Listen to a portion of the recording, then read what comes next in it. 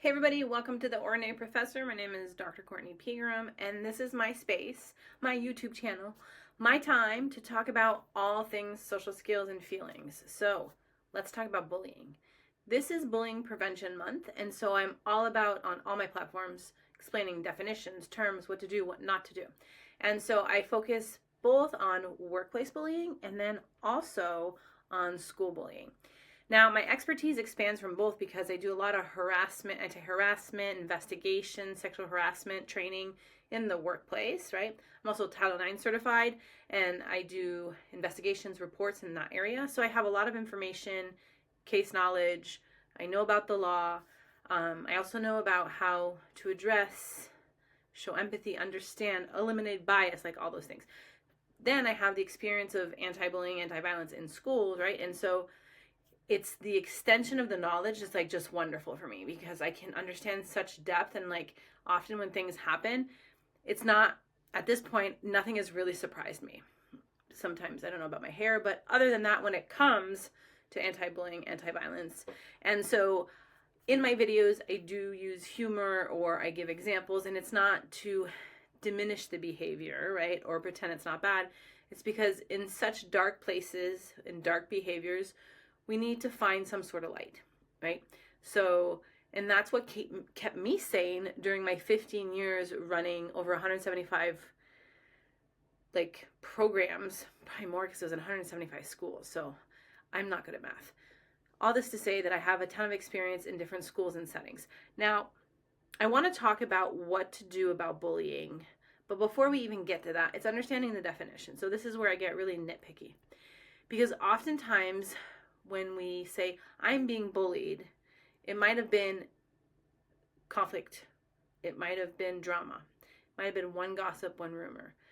And so we don't want to diminish how someone feels, but we do also want to address like what is the proper definition. Because when you look at like strategies, they have to match the actual behavior.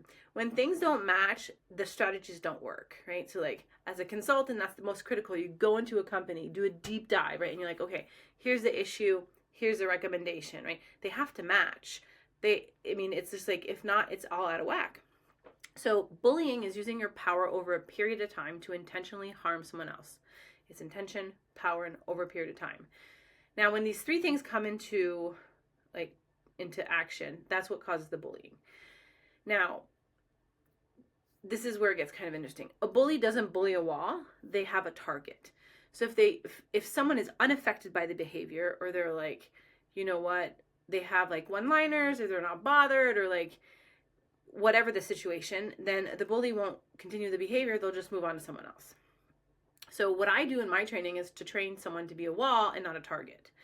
Now, additionally, I've worked multiple times, still to this day, where I work with what I'll call bullies. I don't specifically like to label people, but for the pure like information here, it's better because if you're not an expert in this field, it gets kind of complicated. So label bullies. So I work with them. I come in on investigation. I do executive coaching. I do mediation, right? Corporate. I work in schools. I'm in schools. Some of my clients are like, my school clients are like, we're on our 12th year together. Oh, it's beautiful. But I work with the children that are most aggressive, have behavioral problems, challenges, socially skilled, they're like lower. And so I work with them in high schools. So right after middle school, I get them and we go through a program. And typically those students stay with me for 4 years. The amount of improvement and relationships we have is beautiful. I become that person to them. I would hope, and I think I am. And so I know a lot. They tell me a lot. And it's not like they wake up in the morning and they're like, wow, it's a great day to be a bully. No. They've gone through trauma, they've been harassed, they've been bullied, they've been homeless, they've been hungry, they've been, the trauma that comes to get to someone, to them to be a bully, is their defense mechanism. It's not something they choose to do because it's like they sit back at night and think that they're just so funny. It's typically because they're struggling and they might be more towards a tendency of aggressive, and also they don't have other coping strategies and they're right quick to attack. So when we take all these components and factors, it becomes very complex. So I developed a negative behavioral spectrum that kind of helps understand that. And I am explaining that in my training on October 28th. I'll put a link in this video so that you can join me if you want. And I go through like how the different behaviors, as they escalate, it moves to bullying, then harassment, right? And this is all under a big umbrella, right? And so it's important to understand also what's the definition of gaslighting, drama, gossip, rumors, relational aggression, like, and once we know all their terminology, then we can match the right strategy. Now, so for just addressing a bully, first of all, you've got to figure out what is your role in the situation. I'm not saying it's your fault, but what is your role? What is your role? Are you a bystander? Are you the victim, right? Are you an advocate? So once we identify the role, right? Are you a bully victim where it's a back and forth? We can start to understand what to do. So if you're a victim, there's different things you can do. So go back to the definition: intention, power, and over a period of time. You need to figure out when these times are occurring of bullying, and you'll find out patterns. Like, is it happening when deliverables are tight? Is it happening when the bully's having a bad day? Is it happening during high pressure events? Is it happening at school lunches, during breaks, when teachers aren't present? Most of the time when the teachers aren't present, that's when it happens. Teacher turns his back, takes 1 second, right? So all these different situations are important to understand because there is a pattern. Is it happening online? Now, once we identify like that time, that situation, then we can figure out a strategy. So now let's go back to intent. So very important. Sometimes people don't intend to harm another one. That's why it becomes difficult, and you need those 3 things to be that definition, because intention could be like, I just made a bad joke. Like, I thought I was being funny and it actually was being hurtful. Or I was having a bad day and I just jabbed you. Like, that's not what you say, like, you're bullying me, okay? That's just poor social skills. You're being mean, right? Mean teasing, like, call it out. But when it happens over a period of time, that's when it becomes bullying. Now, so one is the intention. If the intention is to harm, like, I'm out to get you, you hurt me, it is vengeful, is it like, it's a like a jab, right? Then, so you have that part of the definition. The way you want to address that is you can call it out. So there's different ways to call it out. So you can call it out as, wow, like, did you mean to say that? Or I'll say like, wait, what? What did you just say to me? And like, I use my energy, right? Because I know my trifecta of strengths, like I'm energetic, kind, right? And I'm kind of like goofy. So like that brings like that sense of like, sorry, what did you just say to me? But because I have like a gazillion, I said minutes of experience dealing with this, I have one-liners that I use that work for me. They might not work for you. Other things I do is I sit a lot with silence.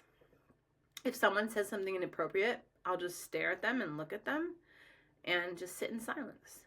And so my stare, my face, and my silence gives out confidence and like, I'm sorry, what?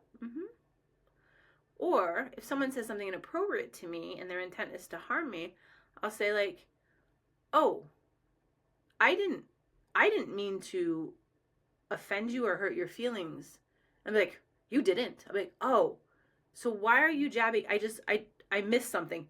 Like, we missed something here because I felt like that was meant to hurt me, right? So you're seeing how I'm using tone, body language to kind of express how I feel.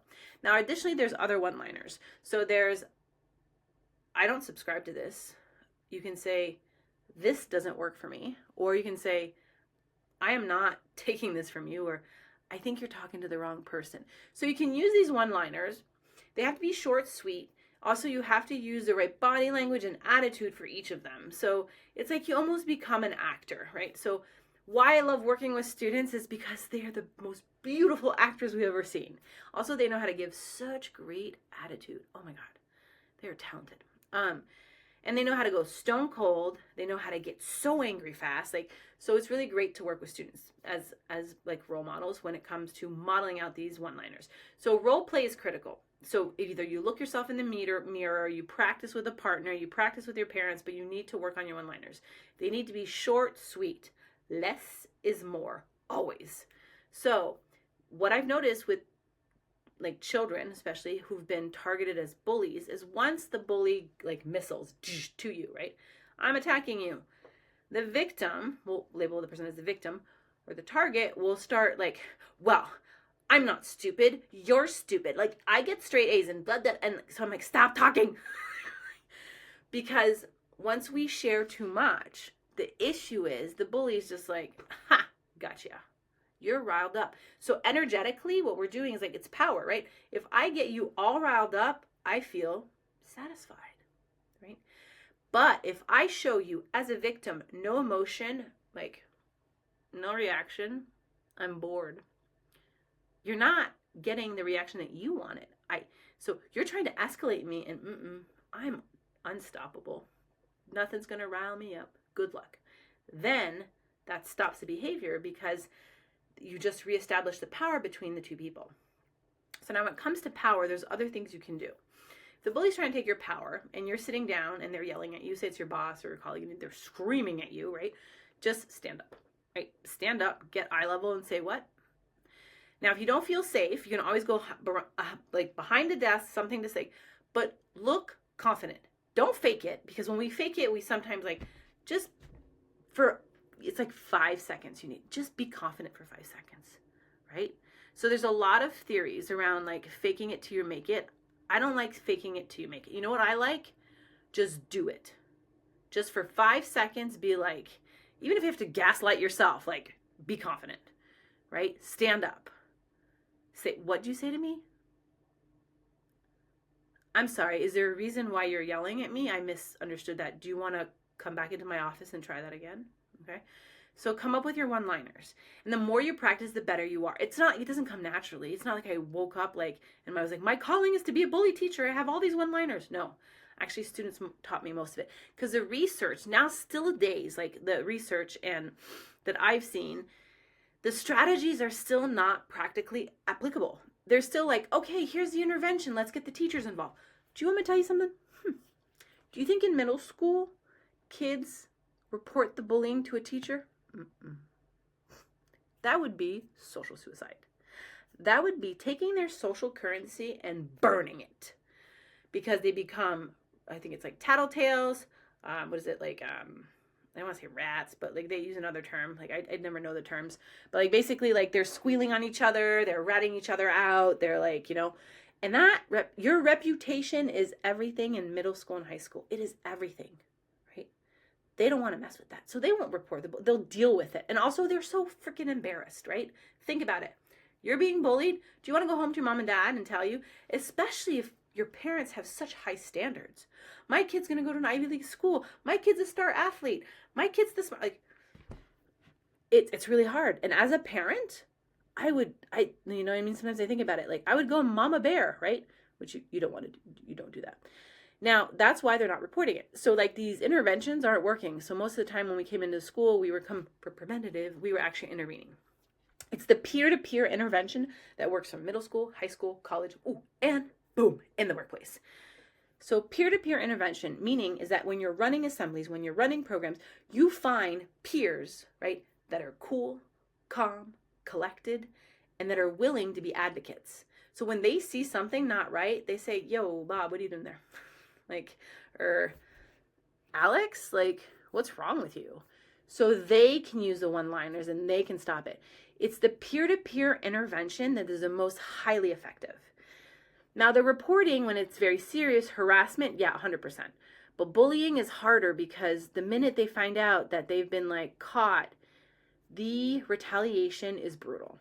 So there's a lot of strategies to deal with that. And you can do this in conjunction. Regardless, if you're a parent, you're listening, you need to ask your child what they want. Okay, so obviously we can't like run our lives depending on what our children want. But in these situations, we are not in middle school and it's rough.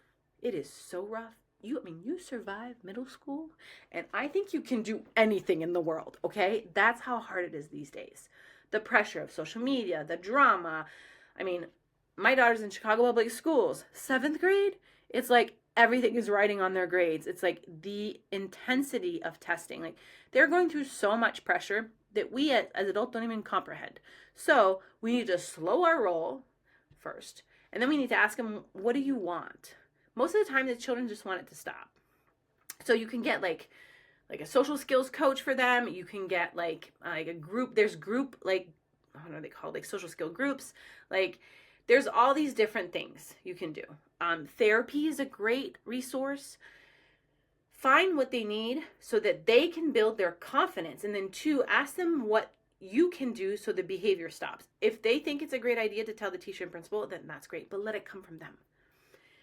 Now, if it starts to escalate and you're seeing your child's grades decrease, mood change, right? All those things, they're isolating, they're acting out, then you need to tell them, okay, so we tried your approach, it is not working. We're going to do mine. And here's what we're going to do. And here's what you do. After the first time you had the talk with the child, you start documenting everything. So date, location, time, people, what happened, okay? And then you might reach out, find an ally at the school, okay? And really pay attention to that ally and say, hey, so I'm struggling, I don't know what to do. I'm seeing some drama turn into bullying towards my kid. Do you have any recommendations? What do you think I should do? But make sure that ally will keep stuff confidential because you don't want them to start talking. But identify allies in the school that you know you could turn to if something escalates and then you can talk to. Additionally, tell your child that you're going to talk to the ally so they are aware, right? Now, next, what you can do is you can find an older peer, okay? Older kids are cool. So find an older kid that might want to kind of mentor or be there for your child, right? So for example, my daughter's in middle school, maybe a babysitter that's in high school that comes by the school once in a while, right? Or have an older child spread positive rumors about your kid, like how they did something incredible, right? So use the peer intervention, but a higher level, and then find an ally, and then look at the school's policies and procedures, okay? And then make sure that the bullying is not escalating fast. So it's not going online, it's not spreading, right? So in conjunction of listening to your child, behind the scenes, you're doing things if you need to report this and make it a case, okay? Things you don't want to do is go into the school the next day and tell a principal, school counselor, or a teacher how they should do your job, how you think they should do their job. It's never helpful. Not once have I been a teacher said, oh my God, Emily, you were right. I am a horrible teacher. Yes, you are right. No. People get defensive because that is not effective or constructive feedback. That is criticism. So everyone's guard is going to go up and no one wins. So what you do is you come in with a collaborative approach and be like, hey, I'm struggling. How can we work this out? How can you help me? What can I do, right? And work in collaboration with the school. Now, behind the schools, I'm going to tell you, because I've been an investigator, it's a long process, okay? It's not like they just go, yo, Billy, stop bullying Matt. No, it's not. It's a long due process. And so parents have to be patient. And if it starts escalating, because most of the time there's retaliation, it can get pretty bad. So you have to have checks and balances in place to protect your child. Now, another strategy I want to talk about children, works for adults. Find different groups of friends. Okay, so if you're being bullied, I don't know, I just heard about at work, I was working with a client and they just shared with me that one of their employees was being bullied and it wasn't reported, but she heard of it.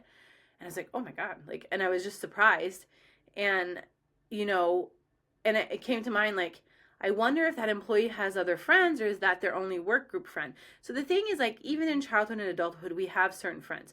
So if your friend group turns against you at work, starts acting weird or starts bullying you, starts rumors or drama, maybe you can't quit your job. Maybe you can't switch schools, but you can find new friends, right? You can find different groups. You can do a different after school group, club, activity, find new friends. All it takes for a victim or a target is one new friend that truly loves them, appreciates them, values them, and boom, you got it, right? So we just need one friend, okay? We don't need 25, and we don't need everyone to like us. Now, for my people pleaser out there, that's really hard to hear, but only one person, okay? Now, as an adult, if you're dealing with that, it's harder because we don't have that many opportunities as we get older of just making new friends, right? Especially nowadays, it's hard. I mean, I would say for me, I make new friends maybe at work, maybe if I go to an event at school, and still that, that's just a different circle sometimes. Because remember, I worked in school, so I know about the PTO and the PTAs and all those things, right? And I know about mean moms, I'm not gonna lie. I haven't encountered them in my circles, but I heard about them and I've seen them, and had they been in my parent training. So it still happens, right? It's not like bullying just, We left that at recess. We just left that on the playground. There's no bullying in this workplace. There's no bullying in the mom group. There's no bullying in PTA, PTO, fundraising, community. It still happens. The bullies don't stay on the playground. They actually grow up. And if the behavior isn't addressed, they still bully. So with that said, that was my first kind of like snapshot of what is bullying, what you can do, and all things social skills when it comes to those kinds of behaviors. I hope this is helpful. Please subscribe if you want to hear more. And welcome to my space. Like every week I try to post a different video. Sometimes I'm stuck in my car, sometimes in my office, sometimes in my house. So this is really casual corner to have real conversation about real stuff. All things social skills. So subscribe below and I can't wait to see you. Thanks. Bye.